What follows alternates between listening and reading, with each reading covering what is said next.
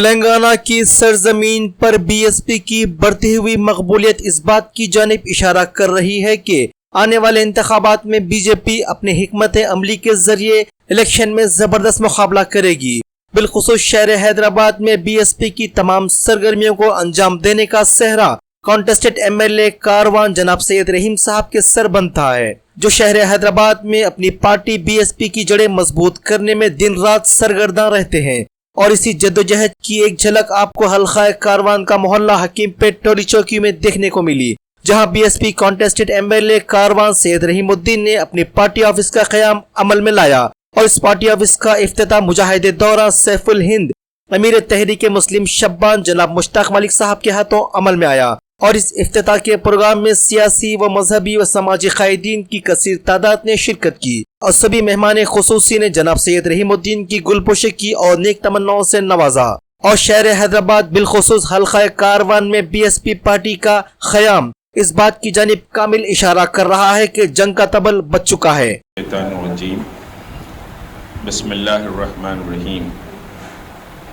یا ایھا الذین آمنوا ادخلوا فی السلم کافہ، صدق اللہ العظیم۔ اللہ تبارک تعالی قرآن میں فرماتا ہے کہ اے مومنو، تم اسلام میں پورے کے پورے داخل ہو جاؤ۔ یہ قرآن کی انتہائی اہم آیت مبارکہ ہے، اور اس سے پہلے ہم کو ایک اور آیت مبارکہ ملیں گی جس میں اللہ تبارک تعالیٰ فرماتا ہے کہ لَقَدْ كَانَ لَكُمْ فِي رَسُولِ اللَّهِ أُسْوَةٌ حَسَنَةٌ، کہ تمہارے لیے تمہارے رسول کا اسوہ حسنہ کافی ہے۔ تو یہ دو قرآن کی آیات پر بھی اگر ہم عمل کر لیں تو شاید دنیا اور آخرت میں سمجھیے کہ ہمارا بیڑا پار ہوگا، اور دنیا میں اللہ تبارک تعالیٰ ہمیں امام بنا دے گا۔ بہرحال آج سید عبدالرحیم صاحب کا یہ آفس کے افتتاح میں شرکت کا موقع بہرحال انہوں نے عنایت فرمایا۔ میں ان کو اور ان کی تمام فیملی کو اور دیگر احباب کو مبارکباد دیتا ہوں، اور بلا شبہ یہ مہینہ ربیع الاول کا مہینہ ہے، اور اس ربیع الاول کے مہینے میں ہم سرور عالم صلی اللہ علیہ وسلم کی یاد اور آپ کے اسوہ حسنہ پر بہت ساری باتیں سنتے ہیں۔ میں نے قرآن کی یہ جو دو آیات کی سمجھیے کہ تلاوت آپ کے سامنے کی ہے، یہ دو آیات میں ایک میں اللہ فرماتا ہے کہ اگر تم دنیا میں عزت حاصل کرنا چاہتے ہو، اگر تم وقار حاصل کرنا چاہتے ہو، اگر تم یہ چاہتے ہو کہ دنیا میں سربلند رہو، تو پھر محمد رسول اللہ صلی اللہ علیہ وسلم کا جو اسوہ حسنہ ہے وہ تمہارے لیے کافی ہے۔ یعنی عزت و وقار کی جو چابی ہے، چاہے وہ سیاست کا میدان ہو، چاہے وہ تجارت کا میدان ہو، چاہے حکمرانی کا میدان ہو، چاہے معاشی نظام ہو یا تعلیمی نظام ہو یا اخلاقی نظام ہو، یہ تمام چاہے سماجی نظام ہو، یہ تمام نظام ہم کو محمد رسول اللہ صلی اللہ علیہ وسلم نے اپنی حیات طیبہ کے ذریعے بتلایا ہے کہ تم سیاست کس طرح کرو، تم تجارت کس طرح کرو، تمہارا معاشی نظام کیسے ہو، تمہارا سیاسی نظام کیسے ہو۔ ہم آقائے دو عالم صلی اللہ علیہ وسلم کو بلا شبہ ہمارا ایمان ہے کہ آقائے دو عالم صلی اللہ علیہ وسلم ہمارے لیے سمجھیے کہ زندگی کا مرکز اور منبع حیات آپ کی زندگی ہے، لیکن جو حیات طیبہ ہے اس پر ہم سمجھیے غور نہیں کرتے، ہم صرف عبادات ہی کو دین سمجھتے ہیں، جبکہ دین سیاست بھی ہے، دین معیشت بھی ہے، دین تعلیمی تحریک بھی ہے، دین سماجی انقلاب بھی ہے۔ اگر یہ سب میدانوں کا ہم جائزہ لیں تو آج سماجی طور پر مسلمان اس قدر سمجھیے کہ بکھر گئے یا بچھڑے میں ہیں کہ آج مسلمانوں کی لڑکیاں غیر مسلموں کے ساتھ بھاگ رہی ہیں، مسلمان لڑکیاں غیر مسلموں کے ساتھ سیر و تفریح کر رہی ہیں۔ آج مسئلہ ایسے ہو گیا کہ دائی سمجھیے کہ صاحب مدعو ہو گیا اور مدعو دائی ہو گیا، جبکہ محمد رسول اللہ صلی اللہ علیہ وسلم کی امت دائی ہے۔ دنیا کو سمجھیے کہ نجات دلانے یعنی دوزخ سے نجات دلانے کی جو ذمہ داری ہے وہ ذمہ داری مسلمانوں پر ہے۔ مسلمانوں کی ذمہ داری صرف سیاست میں زندہ باد مردہ آباد کہہ دینا یا سیاست میں صرف ووٹ کس کو بھی ڈال دینا یہ ذمہ داری نہیں، بلکہ جس سماج میں جس معاشرے میں ہم ہیں وہ معاشرہ محمد رسول اللہ صلی اللہ علیہ وسلم کے بتلائے ہوئے راستے پر غور کر رہا ہوں کہ محمد سب کے لیے، اللہ کا قرآن سب کے لیے. تو یہ ایک بڑا میسیج سمجھیے دینے کی ضرورت ہے، اور اس پر سمجھیے کہ ایک بڑی مہم بھی چلانے کی بات ہمارے احباب سے مشورے کے بعد فائنل ہوگی کہ محمد رسول اللہ سب کے لیے. یاد رکھیے کہ اللہ کے رسول ہندو کے لیے بھی آئے، مسلمان کے لیے بھی آئے، سکھ کے لیے بھی آئے، عیسائی کے لیے بھی آئے، دلت کے لیے آئے، بچھڑے کے لیے آئے، پریشان انسان کے لیے، ساری کائنات کے لیے محمد رسول اللہ آئے. اور اللہ تبارک تعالیٰ نے کہا کہ اے محمد وما ارسلناک الا رحمت للعالمین، کہ اے محمد تم سارے عالم کے لیے رحمت بنا کر بھیجے گئے ہو. محمد رسول اللہ صرف مسلمانوں کے نہیں ہیں بلکہ ہر وہ انسان اور مخلوق کے محمد رسول اللہ ہے جو سمجھیے کہ دنیا میں سانس لیتی ہے، بلکہ جھاڑ پہاڑ شجر سمجھیے کہ پانی اور پانی کے اندر کے تمام سمجھیے جانور محمد رسول اللہ کے مطیع اور اطاعت گزار ہیں.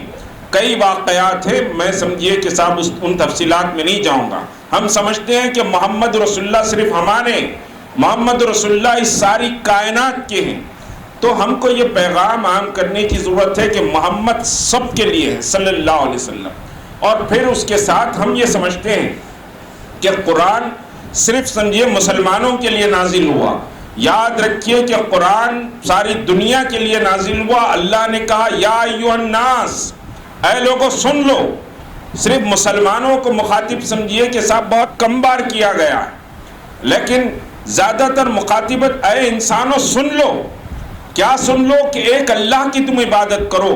اور اپنے زندگی میں سمجھیے کہ ظلم جبر ناانصافی یہ سمجھیے کہ اپنی زندگیوں سے نکالو،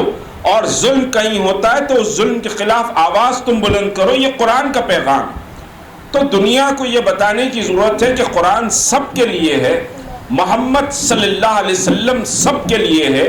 یہ سمجھیے کہ انتہائی اہم مہم ہے. اور جو ہمارے جلسے ہوتے ہیں ان جلسوں میں یاد رکھیے کہ امت کی وحدت امت کی طاقت ہے، امت کا اتحاد امت کی طاقت ہے. اتحاد کے معنی صرف ووٹ ڈالنا اتحاد نہیں ہے، بلکہ اتحاد کلمے کی بنیاد پر ہو، لا الہ الا اللہ محمد رسول اللہ کی بنیاد پر ہو. عقائد کی بنیاد پر امت میں سمجھیے کہ انتشار پیدا نہیں ہونا چاہیے. کون دیوبندی ہے، بریلوی ہے، فلاں ہے سمجھیے کہ فلاں ہے، اس پر امت کا سمجھیے کہ کوئی انتشار نہ ہو. امت کے وحدت کے لیے ہمارے جلسے منعقد ہونا چاہیے، اور ایک پیغام ان جلسوں کے ذریعے امت کو جانا چاہیے کہ زمانے کے حالات اور چیلنجز کیا ہیں. آج نوجوان بے سمجھیے کہ سر و سامانی کے عالم میں زندگی گزار رہا ہے. بسم اللہ الرحمن الرحیم. السلام علیکم ورحمۃ اللہ وبرکاتہ. آج بہوجن سماج پارٹی کی ایک پارٹی آفس کا افتتاح عمل میں آیا ہے ٹولی چوکی کے دامن میں، اور ابھی کچھ ہی دیر پہلے عالی جناب مشتاق ملک صاحب بھی آ کر کے جو ہے کچھ خطابات